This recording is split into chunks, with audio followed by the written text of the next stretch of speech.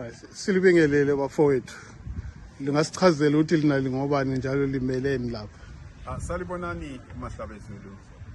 Siyabingelela lonke kuzindawo lapho likhona. Igama Sipho Senkosi Balule. Nabesintu samahlabezulu. Ngihamba lo mfowethu lapha ngachaza la.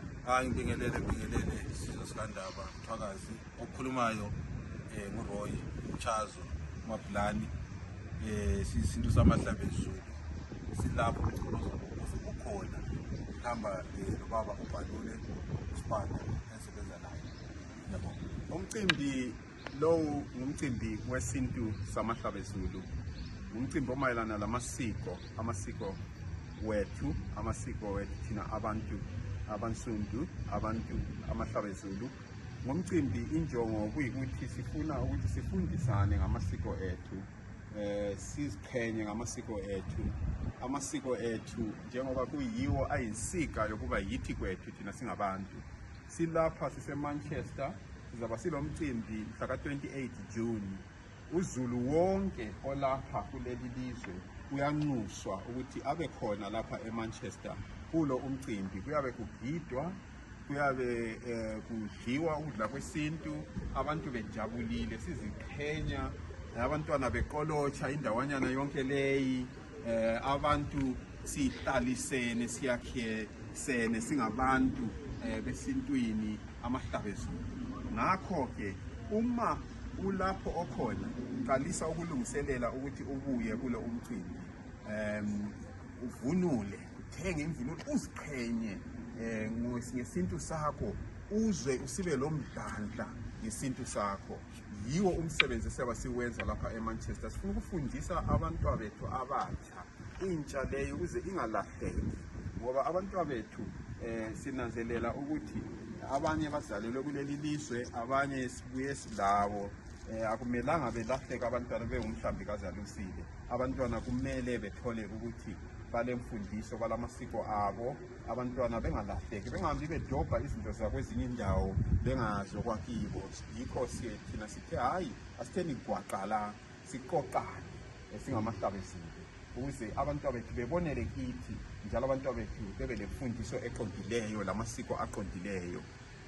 Yikho khona ke singakho. Siyabonga kakhulu siyabonga kakhulu. Akukho okunye ngakutsho. Mbona ngathi lapha mfowethu usekubekile kwacaca. Lile lingakweza mahlabezulu, sondelanini nizoncida, sondelanini nizozizwela, nizozibonela kube yini elikhulisa ubuntu benu, kube yini elizenzelayo. Siyathanda ukuthi silinquze elisondele lizofika kule ndawo. Siyabonga kakhulu. Akukho okuningi ngingazi kumphathi wami lapha ukuthi siyaba silabaphathi bomdabuko, induna yabe ikhona lapha, induna yesintu, induna yomdabuko, indiweni. Siyaba silabanye abaphathi futhi abesigaba ababe khonapha. Lo kuyaba kungumbuthano wabantu, asombuthano wezombangazwe, umbuthano wamasiko.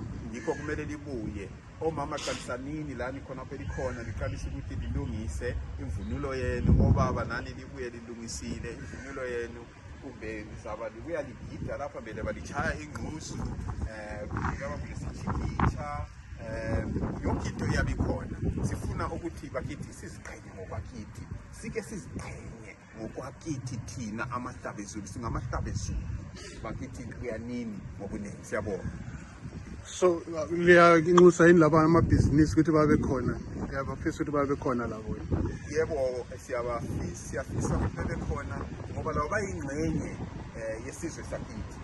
Bebuye lapha bezosiphakamisa, besincedise nathi sibuye sibaphakamise, ngoba siyasinanzelela ukuthi eminye imihlobo bayancedisana kwezamabhizinisi. Lathi siyabesifisa ke ukuthi abantu bakithi nathi sibancedise, sibakhase labo besikhasi.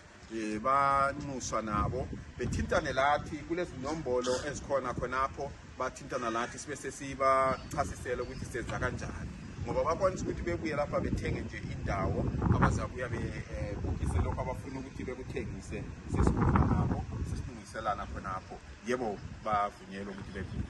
ngamafitshane ngesilungu ungasixoxela yini ukuthi ukutshoni ngoba silabaningi abangakwazi kuhle isindebele lesi ungasitshela ngesilungu ukuthi ukutshoni konke lokho kade ukhuluma ngakho. Yebo, ngingatsho sibili ngoba thina nje sikhangelela ukuthi sikhulise kwilizwe.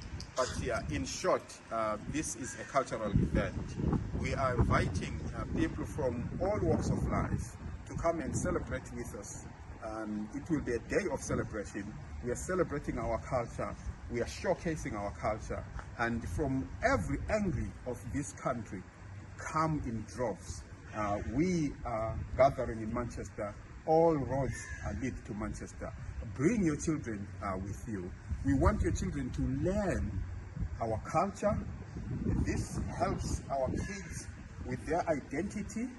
This helps our kids to find who they are themselves. So we are inviting people from all walks of life. This is not a political event. This is a cultural event.